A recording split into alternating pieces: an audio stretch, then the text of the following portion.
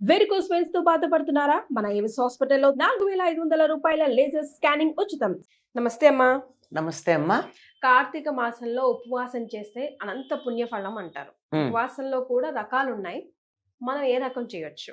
మనకి చెప్పే పద్ధతులన్నీ సనాతన ధర్మంలో ఏదైనా సరే మన ఆరోగ్యము, మన పరిస్థితులు, వాతావరణము అన్నీ తీసుకుని చేయమన్నారు తప్ప, నువ్వు ఇట్లాగే చెయ్యాలి, దీనికన్నా భిన్నంగా చేస్తే నువ్వు జీవితంలో నశిస్తావు, ఇలాంటి మాటలేం లేవు. యెస్. నరకానికి పోతావు, కళ్ళు పోతాయి, ఇలాంటి మాటలు ఉండవు. కార్తీక మాసంలో ఉపవాసాలు చేయడం ఒక పద్ధతి. దీనికి అనేక కారణాలున్నాయి. అందులో ఒకటేమిటంటే, కార్తీక మాసం వచ్చేది చలికాలం. భూమి సూర్యుడికి చాలా దూరంగా ఉండే కాలం ఇదే. అంచేత పగలు తక్కువ ఉంటుంది, రాత్రి ఎక్కువ ఉంటుంది.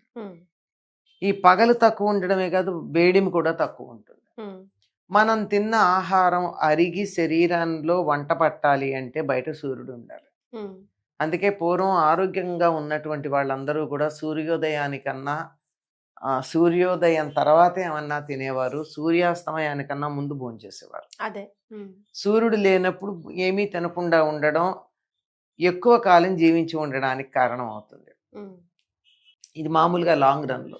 ఇక్కడికక్కడ ఒక నెలకు గనక మనం పరిమితం చేసి చూసుకున్నట్టయితే చాలా తక్కువ నిడివి ఉన్నటువంటి పగళ్ళు. సూర్యుడి నుంచి వచ్చే వేడి కూడా చాలా తక్కువ. అందువల్ల తిన్న ఆహారం అరగడం కొంచెం కష్టం. అరక్కపోవడం కాదు, ఏమవుతుందంటే శీతాకాలం ఏమో వేడిగా ఏదన్నా చేసుకుని తింటే భలే బాగుంటుంది, ఇంకో ముద్ద ఎక్కువ తింటాం. పైగా రకరకాల కూరలు అవి ఎక్కువ దొరికే కాలం కూడా ఇది. స్పైసీ ఫుడ్స్ దొరికేటటువంటి కాలం కదా. అంచేత ముద్ద ఎక్కువే పెడుతూ ఉంటుంది లోపలికి. మరి దాన్ని పరిమితం చెయ్యాలి అంటే ఏం చెయ్యాలి? దానికి నియమం పెట్టుకోవాలి. ఇది దీనివల్ల జరిగే ప్రయోజనం నేను చెప్తున్నా. కానీ ఎందుకు చేస్తామంటే, అంటే సమీపంలో, వాసం అంటే ఉండడం. ఉపవాసం అంటే దేవుడికి సమీపంలో ఉండడం. దేవుడికి సమీపంలో ఉండడం అంటే రోజంతా ధ్యానమో పూజో ఇత్యాదులు చేయడం. అంతేగాని తినకుండా ఉండడం కాదు.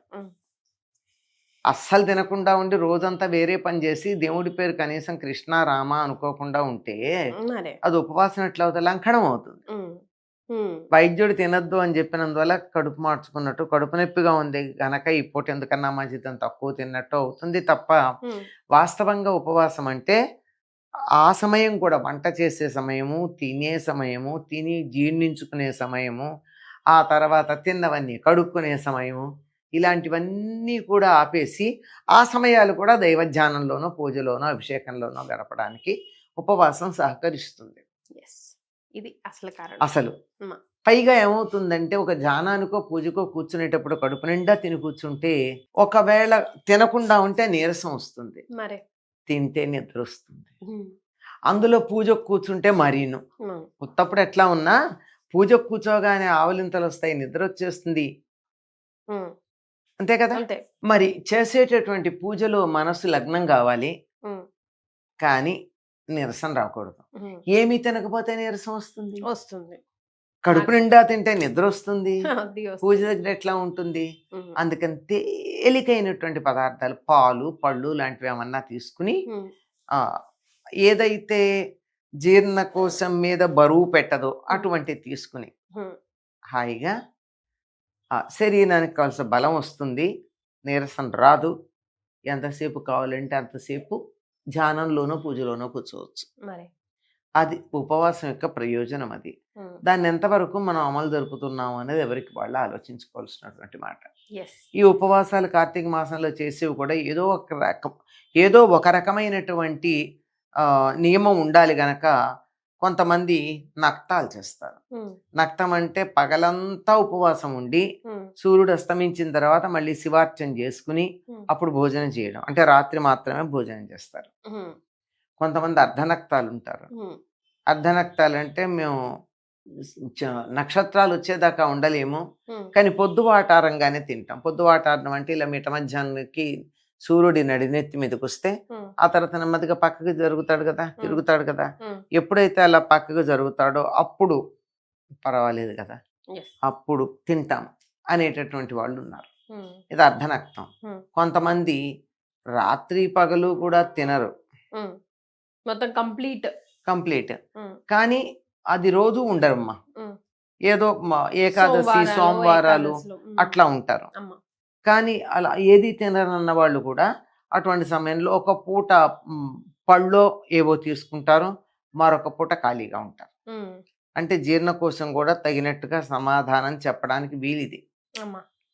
లేకపోయినట్టయితే మన చెప్పు చేతల్లో జీర్ణకోశం ఉండదు, దాని చెప్పు చేతల్లో మనం ఉంటాం. ఇక్కడ ఫలాంది తినమని మనసు తొందర పెడుతుంది, ఇక్కడ ఫలాంది తినమని ఇంకో తోడికి తొందర పెడుతుంది. అసలు దేవుడి దగ్గర కూర్చుని పూజ ధ్యానం లేదు, ఎప్పుడు ఫలాంది ఆర్డర్ ఇద్దామా అని ఉంటుంది మనసు. అట్లా లేకుండా చేస్తున్న పనిలో పూర్తి సహకారం గనక ఉన్నట్టయితే వాళ్ళు బతకడానికి ఏర్పాటు చేసుకునే సమయం కూడా సత్కార్యాలకు వినియోగిస్తారు కదా. అది ఇది అర్ధనక్తాలైనే నక్తాలైనే. ఇంకా కొంతమంది పగలు తినవండి రాత్రి తింటామనేవాళ్ళు, లేదండి మాకు కుదరదు, మేము చేసే ఉద్యోగాల రీత్యా మేము రాత్రి తినము పగలు తింటామనేవాళ్ళు. ఏదో ఒక నియమం పాటిస్తారమ్మా. ఇది పాటించాలి అని ఏం లేదు, ఎవరికి ఎటువంటి నియమం పాటించడానికి శరీరం సహకరిస్తే వాళ్ళు చెయ్యాలి. పైగా తప్పనిసరిగా అందరూ ఉపవాసం చేయాలనే నియమం లేదు. చెయ్యకూడదని కూడా కొంతమందిని గురించి చెప్పారు. కొంతమంది చేయకూడదట. ఎవరంటే చదువుకునే పిల్లలు, అప్పుడే ఇంకా చదువులో ఉంటారు వాళ్ళు ఉపవాసం చేయడం. చిన్న పిల్లలు అసలు ఉపవాసం చేయకూడదు. ఇప్పట్లాగా బర్రెలంతా అయ్యాక చదివే వాళ్ళు కాదు కదా. పూర్వం 8 ఏళ్లకో 9 ఏళ్లకో చేరేవారు దాంట్లో చదువుకోవడానికి గురుకులాల్లో. తినే 2-3 ముద్దల్లో కూడా అంత బలం ఎక్కడిదమ్మా ఫుడ్ లో పిల్లలకి. పాపం వాళ్ళు ఇప్పుడు ఉపవాసం చేసే అంత బలం ఎక్కడిది వాళ్ళ ఒంట్లో. ఎప్పుడు తినాలంటే వాళ్ళ వీలు.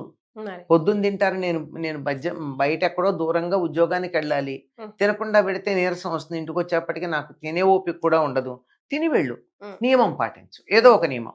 దారిలో మళ్ళీ ఏం తినను రాత్రి దాకా, రాత్రి కూడా ఏమీ తినను, ఇలాంటి నియమం పాటిస్తూ ఏదో ఒకటి ఆహార నియమం పాటిస్తూ ఉండడం. ఇది ఉపవాసంలో మనకు ఉండేది. అంటే జీవ చైతన్యం భగవత్ చైతన్యంతో ఐక్యం కావడానికి అనుసంధానంగా ఉండడం అన్నమాట ఇది ఉపవాసం అంటే. నిజానికి మన శాస్త్రాలు కొంతమంది ఉపవాసం చేయకూడదని నిషేధించాయి.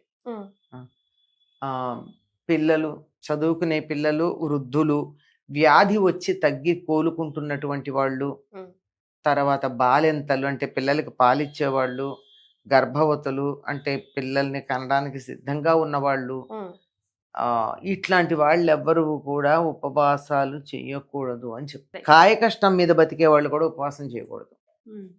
బికాస్ వాళ్ళకి ఎనర్జీ ఎక్కువ డ్రివెన్ అవుతుంది కాబట్టి. సో కార్తీక మాసంలో ఉపవాసం చేస్తే మన శరీరానికే చాలా మంచిది. కాకపోతే మన శరీరం మనకి ఎంతవరకు సహకరిస్తుంది అన్నది కూడా చూసుకోవాలంటున్నారు. చాలా సంతోషం అమ్మా, ధన్యవాదాలు. నమస్తే.